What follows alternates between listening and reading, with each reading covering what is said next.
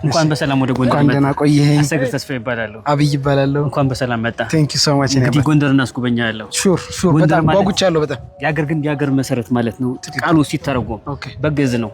የጎንደር ህዝብ የሀገር ዋልታና ማገር መሆን የጀመረው ከጥንት ነው ማለት ነው። እና መጀመሪያ የተቀበለው ኖህን ነው።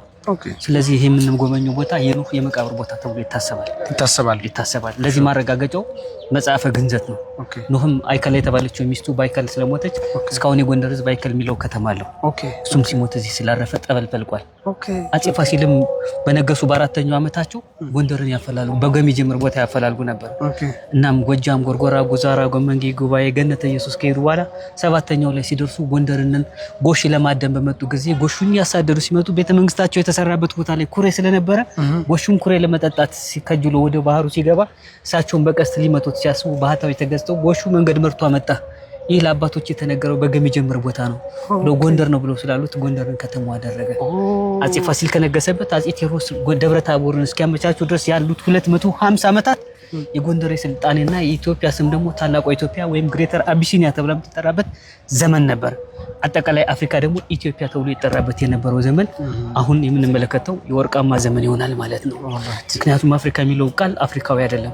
ጄኔራል አፍሪካንስ ግብፅን ወታደሮች ባሸነፈ ጊዜ ከዚያ ጀምሮ ያለውን ቦታ አፍሪካ ብሎ በሱ በጄኔራሉ ስም ስለተሰየመ ነው። ስለዚህ ትክክለኛ የአፍሪካ ስም ኢትዮጵያ ነው። ስለዚህ ኢትዮጵያ ማለት በቃሉ ወደ አማርኛ ሲተረጎም የጥቁር ህዝቦች ምድር ማለት ነው። ስለዚህ አጠቃላይ የጥቁር ህዝቦችን የሚወክለው ስልጣኔ አሁን ያለንበት የኢትዮጵያ ምድር ይሆናል ማለት ነው።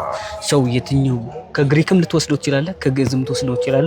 ትርጓሜው አንድ ስለሆነ ማለት ነው። ቆጳጽዮን ስለሚል የግዕዙ ቃል ማለት ነው። እንግዲህ ይህንን የሚያሳየው በሳብሳሃራ አፍሪካ ወይም ደግሞ በየትኛውም አፍሪካ ክልል አፍሪካውያን ሰርተውት አፍሪካውያን ያቆዩት ቅርስ ያለው ኢትዮጵያ ውስጥ መገኘቱ ብቻ ነው። ስለዚህ የትም ቦታ ስልጣኔ ሊጀመር ይችላል፣ ግን ጸንቶና ቆሞ የሚተገኘው እዚህ ነው። አሁን የምንጎበኘው ቦታ 72,000 ካሬ ሜትር ብቻ መሆኑ አይደለም። ያንን የሚከልል 900 ሜትር አጥር የተሰራለት ነው። 4 ሜትር ያክል ከፍታ አለው። 12 በሮች አሉት። 12 የተለያዩ የሰው አይነቶች እንዲገቡ ነው። የሰው አይነት ስለ በመልክ አይደለም።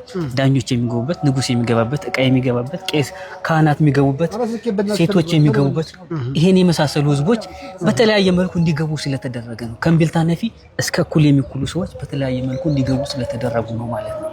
እናም አሁን የምንመለከተው በአፍሪካ ለመጀመሪያ ጊዜ የተሰራው ረጅሙና ባለ 3 ፎቅ ቤተ መንግስት ነው። ለዚህ ማስመሰከሪያ የሆነ አልሃይም የተባለው የየመኑ አምባሳደር ወደ ጎንደር በመጣ ጊዜ በአፍሪካ በሙሉ ዙሮ እስልምናን ይሰብክ ከነበሩ የየመን ኢማሞች መካከል አንዱ ስለነበረ ጎንደር ሲገባ እንደዚህ አለ። በአፍሪካ አይደለም በቀጠናው ሊታይ የማይቻል ነገር ግን ከገቡ በኋላ መውጣት የማይፈቅድ ቤተ መንግስት እንዳለ ያም አፄ ፋሲለደስ የሰሩት የጎንደሩ ቤተ መንግስት ነው አለ። ይህም ለመጀመሪያ ጊዜ ጥቁሮች በራሳቸው ሰርተው በከፍታ ላይ የተቀመጡበት ብቸኛ ቦታ ይሆናል። ምክንያቱም ጥቁሮች ቤተመንግስትንም ሀገርን መመስረት የጀመሩት ቀኝ ገዢዎች ከመጡና ቦታቸውን በራሳቸው ቋንቋ ከሰየሙላቸው በኋላ ነው። ስለዚህ ይሄ ኢትዮጵያ ብለን የምንጠራው ምድር አፍሪካዊነትን ይዞ የቀጠለ ብቸኛ ቦታ ስለሆነ ነው። ለምሳሌ ዛሬ ሱዳን ትላለ፣ ሱዳን እንግሊዞች ያወጡት ስም ነው። ኬንያ ትላለ፣ እንግሊዞች የሰጡት ስም ነው። ናይጄሪያ ትላለ፣ እንግሊዞች የሰጡት ስም ነው። ናይጄሪያ ብትሄድ እንግሊዝ ብሬክፋስት ነው እንጂ ናይጄሪያን ብሬክፋስት የለም። እዚህ እንጀራ በፍርፍር ልትበላ ትችላለህ፣ እንጀራ ሽሮ ልትበላ ትችላለህ። ቁርሴን ትላለህ፣ ቁርስ የኢትዮጵያ ቁርስ ይቀርብልሃል ማለት ነው። ስለዚህ የአፄ ምኒልክን የመጨረሻ ደብዳቤ ልንገር ከጎንደር በኋላ እንኳን ከመጣ ማለት ነው። ስለዚህ ለእንግሊዞች በዚህ በኩል የኛ ነው በዚህ በኩል የኛ ነው ብሎ ለተጠየቁት ጥያቄ ምን ነው መልሳቸው? በደብዳቤ ኢትዮጵያ ደንበር የሌላት ብቸኛው ሀገር ናት። እናንተ ደንበር ያስቀመጠላችሁ ቢኖር የኛ ሞት የሞተበት ቦታ የኛ ስክሪን እስካለበት ድረስ የኛ ግዛት ነው የሚል ነው ማለት ነው። ስለዚህ አሁን የምንመለከተው ቦታ የነ ዓለም ሰገድ የነ አድባር ሰገድ የነ አዲያም ሰገድ ነው። ይህ ማለት ዓለም ሰገድ ማለት ዓለምን ወደ አንድ ለማምጣት የሚሞክር ታላቁ ኢምፓየር የተመሰረተበት ነው። ያ ነው ኤክስፕሎሬሽንን ዓለም እንዲጀምር ያደረገው። ያ ማለት ምን ማለት ነው?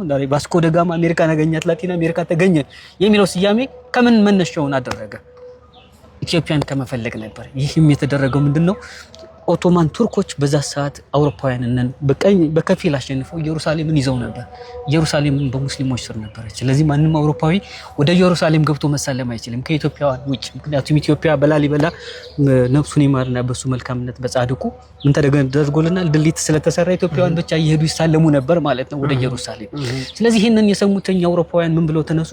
በዚያች ሀገር በምስራቅ በምዕራብ ህንድ በምትገኘው ኢትዮጵያ ታላቅ ንጉስ አለ፣ እሱንም እኛ ነፃ ወጣናል ብለው ያስቡ ነበር። ኢየሩሳሌምም ነፃ የምትወጣው ከዛ የተነሳ ነው ብለው ያስቡ ነበር።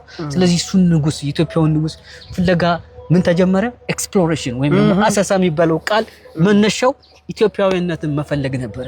ይህ ኢትዮጵያዊነትን መፈለግ በዋናነት ግን ኮኔክት ያደረገው ህንዶችን መያዙ ፖርቹጋል ኢትዮጵያ የምትባል ሀበሻ የሚባል ህዝብ እዛ ስለሚኖር ከኢትዮጵያ ከየት ነው የመጣችው ከኢትዮጵያ የሚለውን ቃል ተጠቅሞ ወደዚህ ለመምጣት አቀዱ።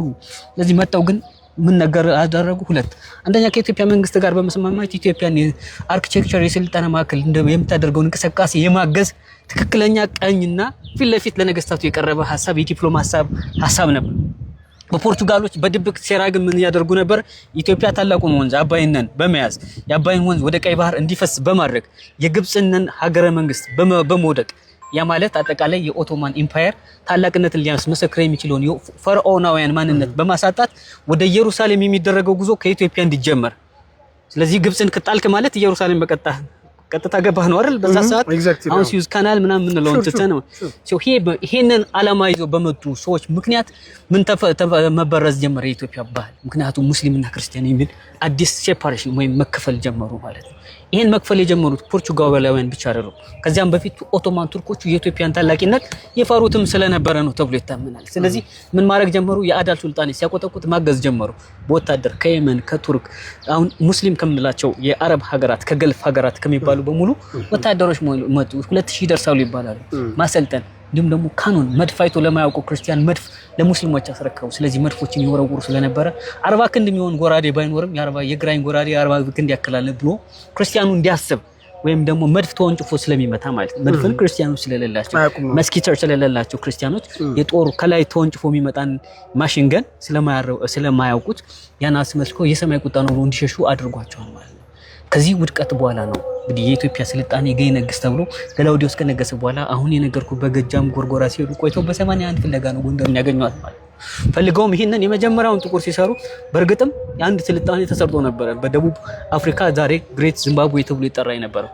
እዛ ፓላስ አለ ቤተ መንግስት፣ በአማርኛው ቤተ መንግስት ምንለው፣ እዚህ ግን ካስትል አለ ባለሙሉ ሀብት ቤተ መንግስት። ይሄን ነው ማስጎበኝ ጎንደርና አፍሪካን የምትቃኝበት። ዛሬ ሱዳን፣ ጅቡቲ፣ ኤርትራ፣ ኢትዮጵያ እስከ ጋና፣ ማሊ እንዲሁም ደግሞ መርዌ ምንለው እስከ ግብጽ ድረስ የተዘረጋውና አርሜኒያ፣ ቱርክ፣ ኢንዲያ፣ ቻይና፣ ማይናማር፣ ፈረንሳይ እነዚህ ሁሉ የዓለም አካለው እነዚህ በንግድ በአርኪቴክቸር በሁሉ ነገር ተሳትፎበት የተመሰረተውን በአፍሪካ ሁለተኛ ግዙፍ ከተማ የነበረውንና የዓለም የቀጥተኛ ንግድ ግንኙነት ቦታ ብቸኛ ምዕራባውያንና ምስራቃውያን የሚገናኙበትን ሰላማዊ ቀጠና አሁን አስጎበኛለሁ ማለት ነው። ማይ ጎድነስ